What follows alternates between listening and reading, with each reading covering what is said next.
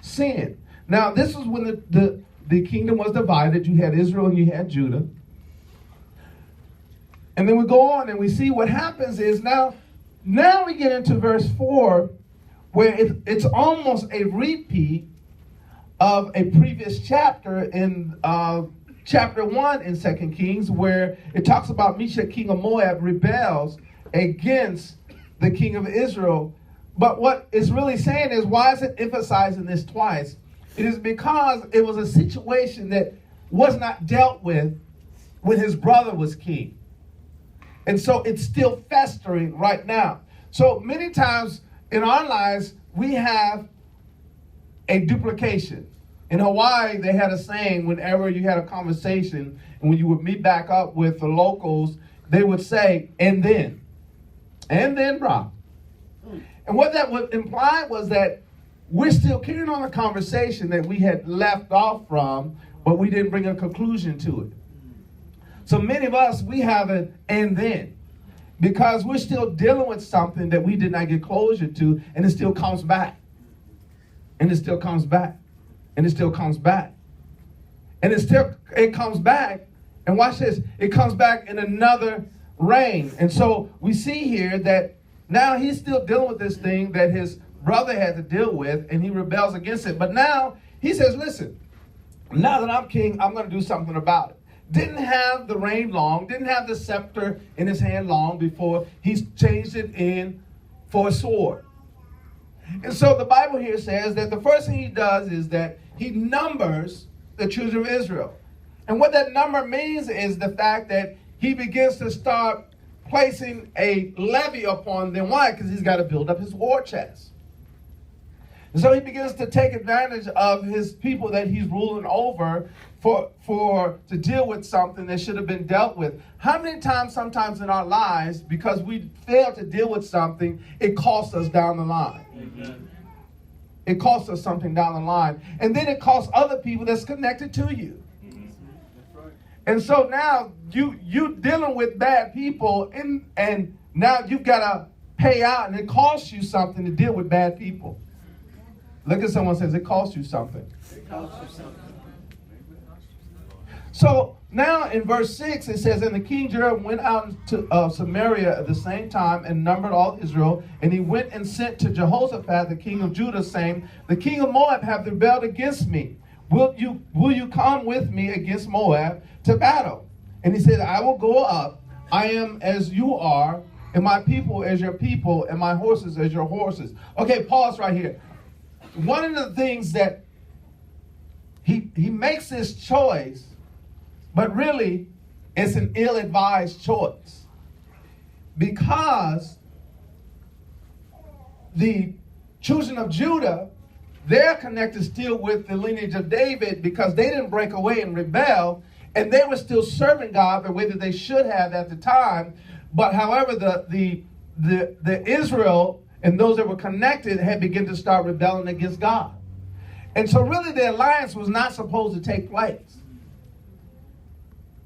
He was supposed to have said, no, I can't go with you because you're not serving God like you're supposed to be serving God. But however, there was still a glimmer of hope that somehow Jehoshaphat would use this to try to unite the kingdom once again.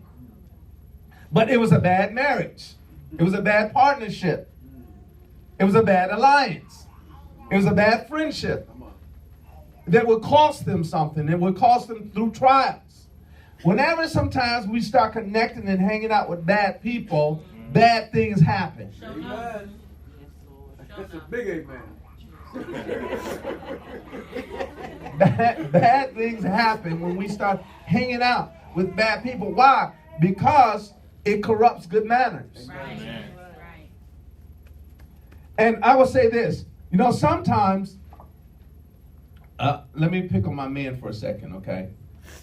Sometimes that woman that God bless you with, know that partner that you're hanging out with is not good for you.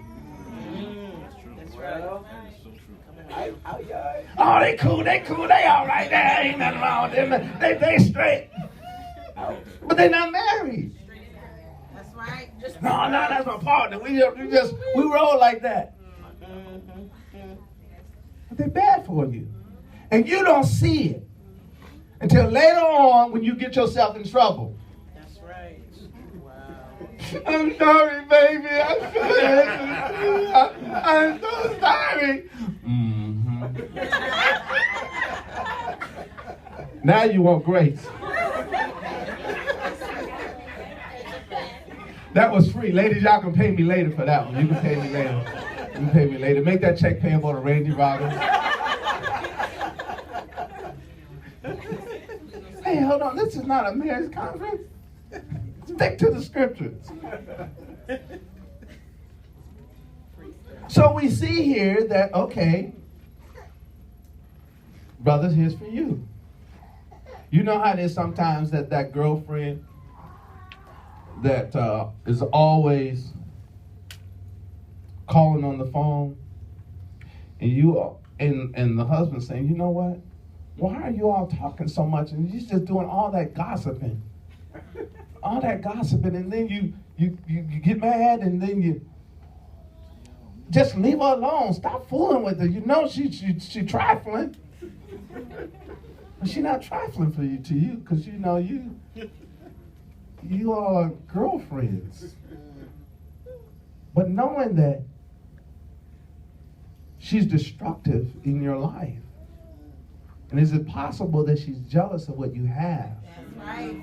That's right. And because she's jealous of what you have, she wants to see you miserable also. Wow. Okay, let's move on to the scripture. All right. I didn't get much response from that one, Elvis. You know, I didn't get. Most of the ladies like, get back on the other side. Get back on the other side. I was with you when you were talking about my husband. Okay. He says, I'm going to go. I'm going to go with you. My people is going to be your people, and my horses is your horses, and whatever I have is yours. And then that question is asked, okay, which way will we go? Which way? And so the first thing they say is all right, let's go to the wilderness. So now, here's a couple of thoughts, the whole reason why he had to get Jehoshaphat on his side.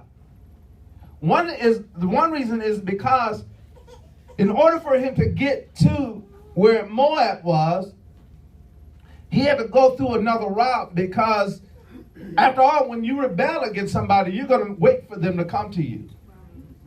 So they had already strengthened and fortified the borders that was connected towards Israel. So what he says is, okay, I'm going to work out this strategy, and I'm going to see if I can go the other way, the less defensive position.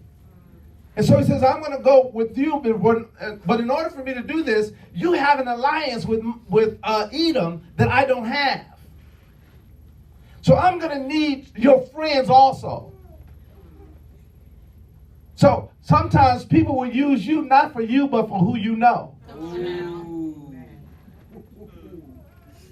They will use you not for you, but for who you know. So okay, I need to move through your territory so that we can get to them. So now here's another alliance that takes place. Now you got three kings. And you got the king of Edom that's drawn in, and he has nothing to do with it. You know how it is, you get sucked into drama that you had nothing to do with, but all of a sudden you find yourself in it. Like, how did I get into this?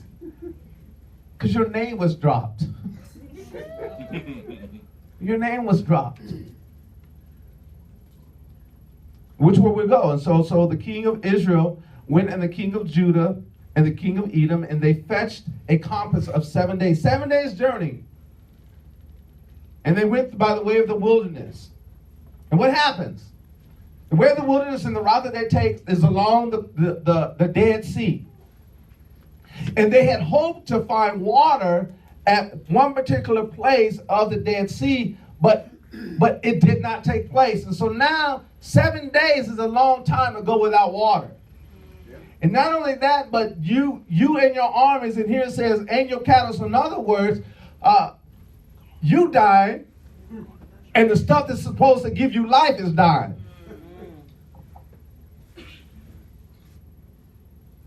it's kind of hard to make a meal out of a dead carcass. So now we've got all this stuff dying around you when you're supposed to be going to battle. How do you go to battle when you're watching the stuff that's supposed to be battling with you is dying also?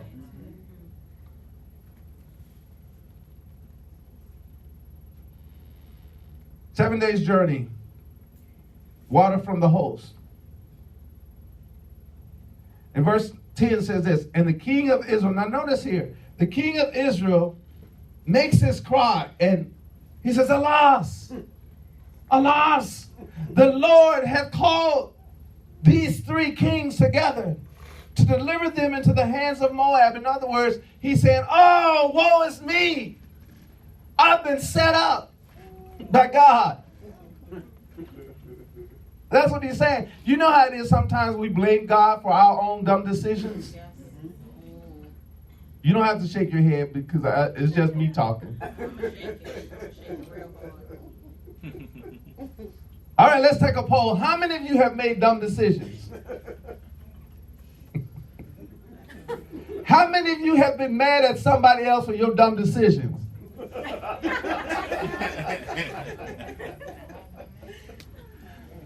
How many of you are not going to raise your hands no matter what? You know I'm telling the truth.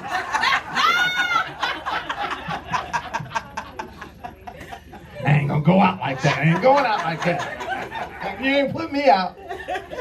You put yourself out because you didn't raise your hands. You know you make dumb decisions. Go ahead and know somebody says, he talking to you. He talking to you. He ain't talking to me. He talking to you. You better get that tape. So, Jesus, God has called us here. But listen, here's two different thought processes. See, what happens is when you drift away from God, you start recognizing that God can deliver you. And you put more emphasis on your situation than the one that can bring you out of the situation. So this king is crying over his situation, and the other king that's with him, who has a relationship with God, asks this question: is there not a prophet of the Lord that we may inquire of? Now, understand this. Now, when you do this study, you will find that Elisha is primarily the prophet towards the children of Israel. Understand this.